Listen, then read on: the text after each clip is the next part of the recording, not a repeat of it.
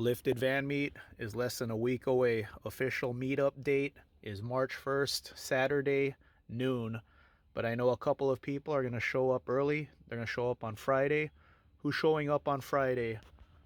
My buddy Wo Trips in Arizona. He's showing up Friday. I'm going to pin his Instagram in the comments section. And here's his van. This is Wo Trips on Instagram. Well-Tech lift kit on this one. Nice variety today.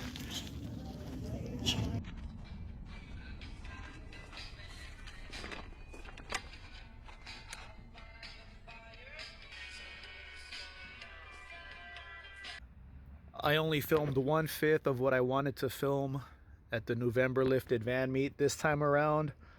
I will take the time to make sure I film every van, all the interiors, because I know that's what you guys are looking forward to get ideas, to see what other people are doing with their van builds. So you guys heard about the $5,000 thing.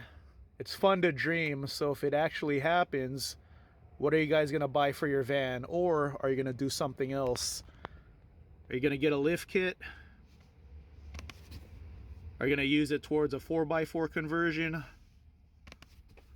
Are you planning on making your van like a first-class jet?